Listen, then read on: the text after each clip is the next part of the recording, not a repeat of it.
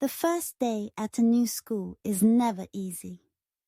But for me, it felt like the end of the world. I was moving to Charleston, a beautiful city with old streets and historic mansions. But at that moment, it was nothing more than a strange place full of strangers. When I walked through the main door of the school, the sound of footsteps echoing in the long hallways, the suspicious glances, and the knowing smiles among the people reminded me of what I feared most. I was the new girl. Again. Alone again. My heart was pounding out of rhythm as I walked with my heavy backpack on my back and my hands sweating cold. The smell of the place was a mix of old coffee, sweet perfume, and books stored for too long. I just wanted to sit at my desk, pretend I was invisible, and that no one noticed I didn't know anyone there. But fate! Fate always has its own plans. On the third floor, while trying to find my literature classroom, I turned into a narrow hallway and bumped into someone. My notebooks flew, my phone fell to the floor, and for a second, time seemed to stop. When I looked up, I saw a pair of spotless white sneakers, a backpack hanging from a shoulder, and a smile. A smile that was neither mocking nor pitying. It was curious, kind. "You must be new here," he said, with a firm but gentle voice. It was as if he had rehearsed that phrase for someone like me. I barely managed to respond. I just nodded, while trying to organize my notebooks with a trembling hand. He extended his hand. "I am Ethan!" And at that moment, I knew that would be a name hard to forget. The rest of the day passed in slow motion.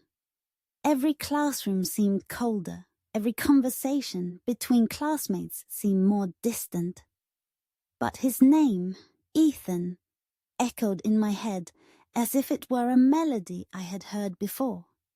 And as if the universe wanted to play with me, he appeared again. In literature class. 2 seats behind mine. When the teacher asked us to form pairs for the poem project, I froze. But before I could hide, he came closer. "Want to do it with me?" he asked. And this time his smile seemed more confident. We spent the entire break together, sitting under a tree in the courtyard, talking about ancient poets, feelings that can't be put into words, and songs that hurt more than they should. Ethan told me he liked to write, but no one knew that. It was a secret he kept under lock and key. "Now you know," he said, looking me in the eyes.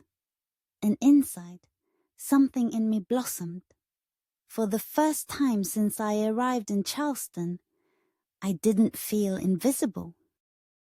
The next day I woke up earlier. I carefully chose my outfit, fixed my hair 3 times and mentally reviewed everything I wanted to tell him. I wanted to ask about the poem, about the authors he had mentioned, maybe even show him one of my old notebooks where I secretly wrote verses. But when I got close to the locker where we had agreed to meet, the scene I saw knocked me off my feet. Ethan was there, but he wasn't alone. A beautiful girl with perfectly curly brown hair and a perfume commercial smile was with him. She was holding his hand, and he didn't let go. Worse, he was smiling at her. The same smile he had given me in the hallway. For a few seconds, I was frozen, as if I were watching a movie where the protagonist wasn't mean. I felt a strange pang in my chest. It wasn't jealousy, not yet. It was confusion, frustration, insecurity. I didn't know what it meant, but I knew it hurt more than it should. When she walked away, he saw me. He approached slowly. "Mary," he said in a low voice, "we need to talk, but not here." The way he spoke, it was as if he knew I had already understood everything. Or almost everything. And at that moment, I realized that my first secret in Charleston wouldn't be something I would choose to tell. It would be something fate would force me to keep. Ethan had a story, one that might have started before me. And now, I was part of it.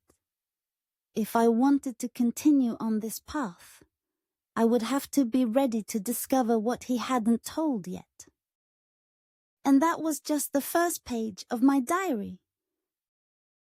If you want to follow Ethan's version, follow his channel, Boy Next Verse. Click like, subscribe to the channel, and comment what you thought of my diary. Bye!